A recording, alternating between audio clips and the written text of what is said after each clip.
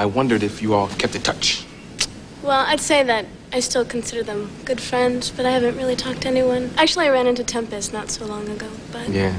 These black actors became superstars overnight, but then vanished from Hollywood without a trace. 1 minute, they were on every screen, from The Fresh Prince to The Blind Side, and the next, gone. Here are the 19 black actors who skyrocketed to fame with one iconic role, and then completely disappeared from the spotlight. 1.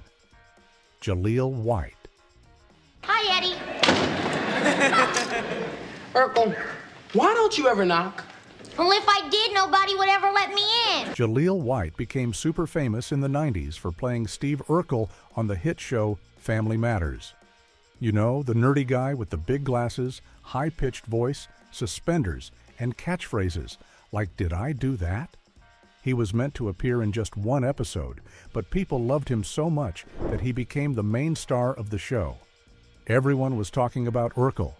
Kids dressed like him. Adults joked about him. He was literally everywhere. But after Family Matters ended in 1998, Jalil found it really hard to get other roles. The problem was, nobody could see him as anything other than Urkel. He was totally typecast. Even though he was actually a pretty good actor, casting directors only remembered him as the goofy nerd. Jalil once said it felt like he was trapped in a box, and that trying to move past Urkel was one of the hardest things in his career. He didn't stop acting completely, though. He did some voice acting, like playing Sonic the Hedgehog in some old cartoons, and showed up in a few guest roles on shows like House and Psych. He also appeared on reality shows and even did Dancing with the Stars. But nothing ever matched the level of fame he had as Urkel. Over time, Jalil accepted his connection to the character. He started talking more openly about how it affected his life, both good and bad. In recent years, he's hosted shows like Ever After with Jalil White, where he talks to other actors from 90s TV. He even launched a brand called Purple Urkel, so at least he's got a sense of humor about it. 2. Gary Coleman. Do you mind if Willis and I talk in private for a minute? Now, what do we need to do that for? I want to tell you how dumb you are, but I don't want to say it in front of Mr. Drummond. Gary Coleman was one of the biggest child stars ever. He played Arnold Jackson on the show Different Strokes, which ran from 1978 to 1986. His catchphrase, "What you talking about, Willis?" became super popular. He had this really cute personality and funny comebacks, and everyone just loved him. At one point, he was the highest-paid child actor in TV history. But while things looked amazing on screen, Gary's real life was the opposite. He had a serious kidney condition that stunted his growth. Even though he was a teenager, he looked like a small kid. That made it hard for him to get older roles. Hollywood couldn't imagine him as anything other than a funny little boy. After Different Strokes ended, Gary's career pretty much went downhill. He didn't get many serious acting jobs and mostly just did guest spots or played himself in small roles. It didn't help that he also got caught in a major legal fight with his adoptive parents.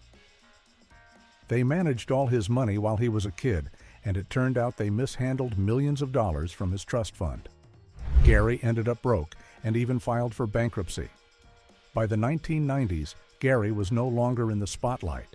He worked regular jobs just to survive. He was even a security guard at one point.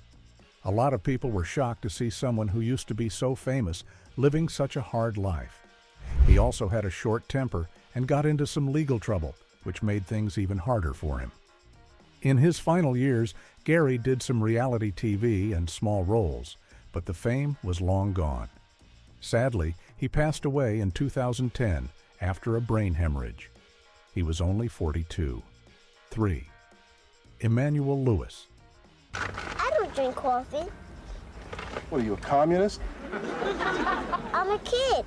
Emmanuel Lewis became super famous in the 80s when he starred in the hit show Webster. He played Webster Long, a cute little orphan who gets adopted by a rich couple. People loved him because he was super tiny for his age. When the show started, he was about 12 years old, but looked like he was 5. His small size, big smile, and sweet personality made him a favorite on TV, especially with families. He even got compared a lot to Gary Coleman from Different Strokes. But just like what happened to Gary Coleman, being small and cute didn't help once he grew older. After Webster ended in 1987, Emmanuel found it really hard to get other serious acting roles. Even though he studied theater in college and stayed in the entertainment world, Hollywood didn't really give him a chance to show his grown-up side. Everyone still saw him as the little kid from Webster. Over the years, he showed up in a few things here and there, mostly doing funny cameos or interviews where he talked about his past. He even popped up in a music video with Michael Jackson and appeared on reality shows. But it wasn't the same. He never got another big role like Webster. Instead of chasing acting jobs that weren't coming, Emmanuel started focusing on other stuff. He started a record label, got into business, and lived a more private life. He also helped out with charity work and even hosted some events. Basically, he went from being a huge star to living a chill, regular life away from the cameras. 4. Jimmy J.J. Walker. Junior, what made you paint Black Jesus? His face came to me in a vision. Back in the 70s, Jimmy J.J. Walker was one of the most famous faces on TV. He played J.J. Evans on the show Good Times, and his loud, funny catchphrase, "Dynamite," made him a pop culture legend. He had the wild clothes, the jokes, the energy. Everyone either watched him or knew someone who did. The show was about a working-class black family trying to make it through tough times, and J.J. was the goofy, artistic son who always made people laugh. But after Good Times ended in 1979, Jimmy's acting career didn't really go anywhere big. The main reason? People only saw him as J.J. He became so famous for that one character that casting directors couldn't picture him doing anything else. He even said in interviews that Good Times was the best and worst thing that happened to him. It gave him fame, but also made it super hard to move on. He tried acting in a few movies and shows after that, but nothing really stuck. Eventually, Jimmy decided to go back to what he was doing before Good Times: stand-up comedy. He traveled the country doing comedy shows, made guest appearances on TV, and sometimes popped up in game shows or commercials. He was never fully out of the spotlight, but he wasn't in the big leagues anymore either. Even though he didn't land another big TV role, Jimmy kept doing his thing. He didn't complain much, and he didn't quit either. He stayed funny, stayed honest, and just kept entertaining people in smaller ways. In recent years, younger audiences have found his old clips online and brought back his catchphrase again, which is kind of cool. 5. Lisa Bonet. You're trying to impress Suzanne. I am not. Oh, then why did you say you're sensitive? And what's wrong with that? You're not sensitive, Theo. Lisa Bonet was super popular in the 1980s and early 90s. She played Denise Huxtable, the stylish, artsy, and free-spirited daughter on The Cosby Show. Everyone loved her vibe. She was different from your typical TV character. Denise had this boho look, didn't follow the rules, and had a chill attitude. She became a total fashion icon and was considered one of the coolest girls on TV. She even got her own spin-off called A Different World. But even though she was crazy popular, Lisa slowly stepped away from acting. A lot of people wondered why, especially since she had the looks, the talent, and the fame. The truth is, she just wasn't that into Hollywood. She once said that acting wasn't her real passion and that she always had one foot in and one foot out of the industry. She didn't want to play fake roles or be part of something that didn't feel right. Also, Hollywood didn't offer a lot of great parts for black women back then. She talked about how the roles for women of color were super limited, and she didn't want to get stuck doing boring or stereotypical stuff. After a few big movies like Enemy of the State and High Fidelity, Lisa basically disappeared from the spotlight. Instead of chasing fame, she focused on her personal life. She married rock star Lenny Kravitz and had a daughter, Zoe Kravitz, who's now a big star herself. Later, she married actor Jason Momoa. Lisa chose to live a quiet, private life, raise her kids, and work on creative things that made her happy. You'd barely see her at red carpets or in magazines. 6. Kesha Knight, Pium. I'm fine. Want to come and see me play? Oh, Rudy, are you sure you want to go back out there and play again? Yeah. Mom, what are you worried about? If you watched The Cosby Show, then you definitely remember Rudy Huxtable. She was the youngest kid in the family, and honestly, Kesha Knight Pium played the role so well that she stole every scene she was in. She was only 6 years old when she became one of the youngest people ever nominated for an Emmy. That's huge. Rudy was funny, smart, and adorable, and people absolutely loved her. For a lot of fans, she was like the baby sister they wished they had. Kesha was super famous during the run of the show from 1984 to 1992. But after The Cosby Show ended, something surprising happened. She walked away from acting. While most child stars try really hard to stay famous, Kesha decided she wanted a normal life. She went to regular high school, then college. She even graduated from Spelman College with a degree. She once said, "I took time off.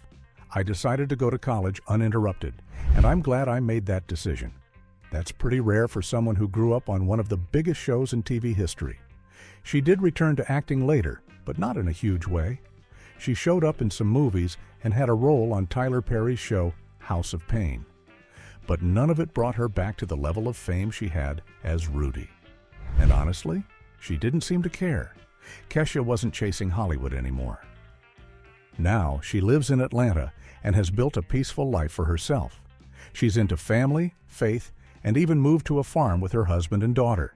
She once said she ditched the glitz and glamour of fame for something quieter and more meaningful. 7. Tempest Bledsoe. Dad, I don't know what to do. If I tell you when it's not important, you'll be angry with me. If I don't tell you when it is important, you'll be angry with me. Whatever, come downstairs. Tempest Bledsoe played Vanessa Huxtable, the smart and sometimes sassy middle daughter on The Cosby Show. She was on the show for all 8 seasons, so a lot of people basically watched her grow up on TV. She wasn't the youngest or the oldest, but she always had something funny or clever to say. Fans liked her because she was kind of the realistic one in the family, like when she got into trouble or talked back. It felt normal. But once The Cosby Show ended in 1992, Tempest didn't jump into more acting like some of her co-stars did. Instead, she made a different move. She took time off, went to college, and even got her degree. She also tried something new, hosting a daytime talk show in 1995. It didn't last very long, but she was cool with that. She said she didn't exactly plan to leave acting, but after working on one show for so many years, she wanted to try normal life for a while. That while ended up turning into a few years away from acting. And when she finally did come back, the roles weren't that big. She did some guest spots on TV shows, appeared in a few TV movies, and even starred in a short-lived sitcom in 2012. But nothing she did really reached the level of fame she had when she was Vanessa Huxtable. Still, Tempest never seemed upset about it. She seemed pretty chill about staying out of the spotlight. In interviews, she said she just wanted to enjoy life and not feel pressure to always be on camera. She even did a reality show with her boyfriend a few years back, but it was more fun than fame-seeking. 8. Lark Voorhies. Lisa, a wedding surprise for you. Wow, is this from you, Max? If you watched Saved by the Bell in the 90s, you definitely remember Lisa Turtle. She was the rich, fashionable, gossip-loving girl who always had the best outfits and quick comebacks. Lark Voorhies played her perfectly. Everyone knew Lisa. She was part of the main 6 characters, and Lark even got nominated for Teen Choice Awards because of her performance. But after Saved by the Bell ended in 1993, Lark's career didn't really go the way people expected. She did some soap opera roles and a couple of small TV appearances, but she never landed another big part like Lisa Turtle. And slowly, she just faded from the spotlight. In the 2010s, things started making more sense. It came out that Lark was struggling with serious mental health issues. Her mom revealed that she had been diagnosed with bipolar disorder, but later it was clarified as schizoaffective disorder. This explained a lot of the strange interviews and public appearances where Lark didn't seem like her old self. Some of her behavior was confusing at the time, but now people know she was going through a lot privately. Because of that, Hollywood kind of turned its back on her. She wasn't invited to the first reboot of Saved by the Bell, and she admitted that it hurt her feelings. She said she felt slighted, and honestly, she had every right to. Lisa Turtle was a big part of that show's success, and it didn't feel right to leave her out. Eventually, the producers did bring her back for a short scene in the reboot, which fans appreciated. But by then, Lark had already stepped away from Hollywood for years. Between being typecast as Lisa and dealing with her health struggles, she just never got another big opportunity. 9. Karen Parsons. Okay, everybody. Guess what? Karen Parsons was best known for playing Hilary Banks, the super-spoiled, super-fancy cousin on The Fresh Prince of Bel-Air. She wore expensive clothes, cared way too much about her looks, and always had something funny and kinda clueless to say. Even though Hilary was supposed to be a bit of a diva, Karen made her lovable, and fans still quote her lines today. But after Fresh Prince ended in 1996, Karen didn't really continue acting in a big way. She tried doing a few more roles, but people just couldn't unsee her as Hilary. In interviews, she said that being typecast really limited her. Everyone wanted her to play the same rich, shallow girl over and over. It got frustrating. She felt like the success of Hilary's character made it hard for her to do anything else in acting. So, in the early 2000s, Karen decided to step away. She got married, had kids, and focused more on her personal life. But she didn't just disappear, she actually started doing something really meaningful. She founded Sweet Blackberry, an organization that makes short animated films for kids about important but lesser-known Black historical figures. She wanted to make sure kids learned about heroes who weren't always in textbooks. And if that wasn't enough, she also became an author and wrote a novel. She said it wasn't because she didn't love acting anymore, but because her priorities changed. She wanted to do work that made a bigger impact, especially for kids and education. 10. Alfonso Rivero. I do just fine and dandy in Compton, thank you very much.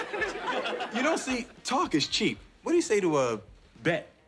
Name it. Everybody knows Carlton Banks from The Fresh Prince of Bel-Air, the sweater vests, the buttoned-up attitude, and of course, the Carlton dance. Alfonso Rivero absolutely nailed the role. He played the complete opposite of Will Smith's cool character, and that's what made it so funny. Fans loved him for being the nerdy cousin who could still dance like a pro. But here's the thing. Carlton was both a blessing and a curse. Alfonso became so well known for that one character that no one could imagine him as anyone else. After Fresh Prince ended, he said he basically couldn't get any serious acting jobs. Everyone just saw Carlton, not Alfonso. He once said that playing Carlton was the role that stopped me from acting again, because casting people couldn't unsee it. So instead of fighting it, Alfonso switched gears. He started working behind the scenes and also began doing reality TV and game shows. You've probably seen him as the host of America's Funniest Home Videos. He also won Dancing with the Stars and now hosts that too. He's stayed on TV, but more as a fun personality than an actor. And honestly, he's doing great. He's happy, successful, and still in front of the camera, just in a different way. He's also super proud of his Fresh Prince days and doesn't try to run from them.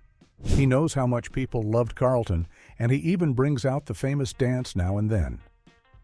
11. Sherry Hedley. So did you have a good time at the game? Yes, I did, thank you. I hope Daryl didn't offend you. Sometimes he can be pretty obnoxious. Well, he cannot help it. If you've ever seen the classic movie Coming to America, 1988, you probably remember Lisa McDowell, the smart and kind woman who stole Prince Akeem's heart. That role was played by Sherry Hedley, and it was her big Hollywood moment.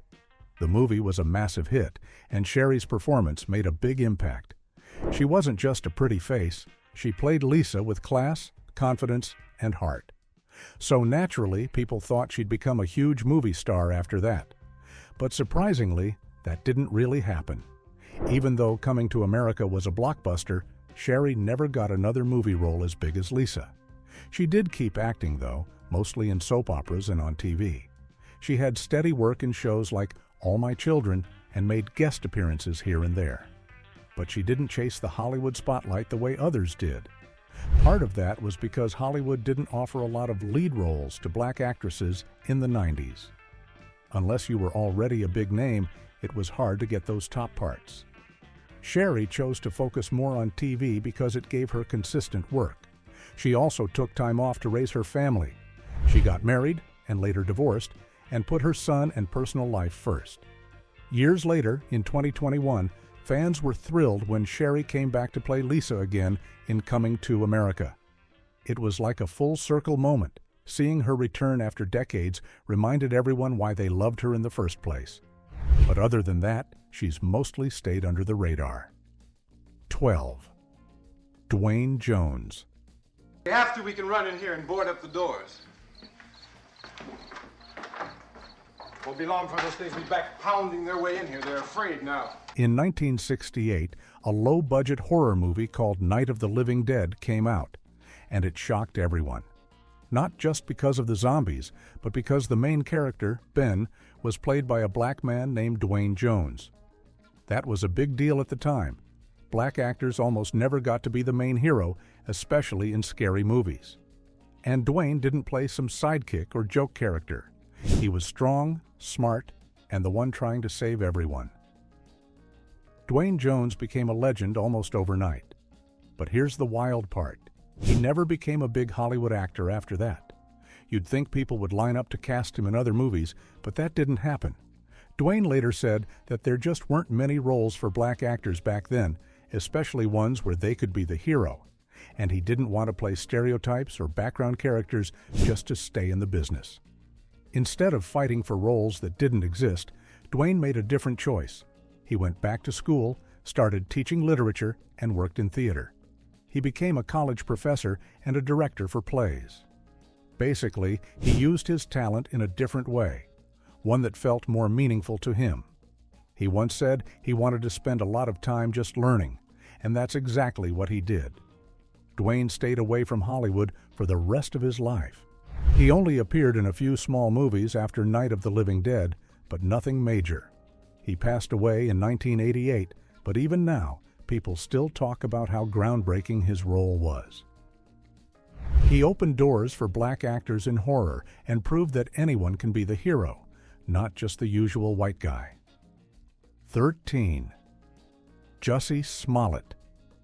This morning, former Empire star Jussie Smollett found guilty of lying to police about being the victim of a racist and homophobic attack. Jussie Smollett was once one of the most talked about actors on TV. He played Jamal Lyon on the hit show Empire, a talented, openly gay singer trying to make it in a powerful music family. His performance was amazing, and fans loved him for how real and emotional he made the character feel. He even won awards and became a huge voice for LGBTQ+ representation in Hollywood. But in 2019, things took a really bad turn. Jussie said he was attacked in a hate crime, and at first, people rushed to support him. Celebs, politicians, and fans were all over social media defending him. But then the police started investigating, and everything flipped. They accused Jussie of faking the attack and lying to police just to get attention and boost his career. It was a total shock. The story blew up everywhere, in the news, on social media, and in the courtroom. People felt betrayed, and many stopped supporting him. In 2021, Jussie was found guilty of filing a false police report, and the court sentenced him to jail time and probation. His character on Empire was written out, and Hollywood basically cut ties with him. Since then, Jussie has barely been seen in big projects. He directed a small movie, but no major studio seems willing to work with him. A lot of people say his career is over or dead, which is sad because he had so much talent and potential. It's like one huge mistake completely wiped out all the good work he had done. 14. Orlando Brown. Disney Channel star is busted again right here in Las Vegas. Police tell us that Orlando Brown was arrested Monday for narcotics possession. If you grew up watching Disney Channel in the 2000s, you probably remember Eddie Thomas from That's So Raven. He was Raven's best friend, funny, chill, and always part of her wild visions and plans. Orlando Brown played him, and for a while, he was one of the most popular young actors on TV. But after That's So, Raven ended, in 2007, Orlando's life took a really dark turn. Instead of landing more acting roles, he started showing up in the news for all the wrong reasons. He got arrested multiple times for things like possession, domestic issues, and even burglary. His behavior became super unpredictable, and people started worrying about him. In 2018, he went on Dr. Phil for an interview, and it shocked everyone. He was saying really strange stuff and seemed totally out of it. That's when it became clear he was dealing with serious mental health issues and addiction problems. He admitted later that he had an unhealthy relationship with fame and the internet, and that he had hit rock bottom. For a while, it looked like he was gone for good. Hollywood stopped calling, and Disney definitely didn't want anything to do with him. But in the past few years, Orlando has tried to get clean and fix his life. He went to rehab, started going to church, and even talked publicly about wanting to be a better person. 15. Kell Mitchell. Look, isn't there anything in your life that you want to achieve? Well, right now, my stomach want to achieve that sandwich. No, isn't there something more important that you want? If you were a 90s kid, you definitely remember Kel Kimball from Kenan and Kel. Kell Mitchell was the goofy one who loved orange soda and always got into hilarious trouble with his best friend Kenan. He also starred in the classic Nickelodeon movie Good Burger, where he played the super clueless but lovable fast food worker. His catchphrases were legendary, and kids couldn't get enough of him. But after Kenan and Kel ended in 2000, things slowed down for Kell. While Kenan Thompson went on to become a big star on Saturday Night Live, Kell kind of faded away. What most people don't know is that Kell actually auditioned for SNL too in 2003, but he didn't get it. The role went to Kenan instead, and that moment kind of split their careers in different directions. For a long time, people barely heard from Kell. In fact, a weird rumor even spread that he had died, which wasn't true at all. He just wasn't in the spotlight anymore. During that time, Kell was working behind the scenes, writing, directing small projects, and focusing on his personal life. He became very religious and turned to his faith to help him get through tough times. Even though he didn't have big acting roles like before, Kell said he was happy living a quiet life. He didn't feel bitter about Kenan becoming more famous. He was proud of his friend and focused on his own path. That's actually pretty mature and cool. 16. Tyac. I do not wish to fight you. Well, who do you wish to fight then? When it ends? In 1985, a movie called The Last Dragon hit theaters, and it was wild. It had kung fu, Motown music, and one of the coolest heroes ever, Leroy Green, also known as Bruce Leroy. That character was played by Tyac, a real-life martial artist who was only 20 years old at the time. The movie became a cult classic, and fans still talk about it today. Tyac had the glow, and it looked like he was about to become a huge Hollywood star. But that didn't happen. Even though The Last Dragon was a hit, Tyac didn't get the big career boost you'd expect.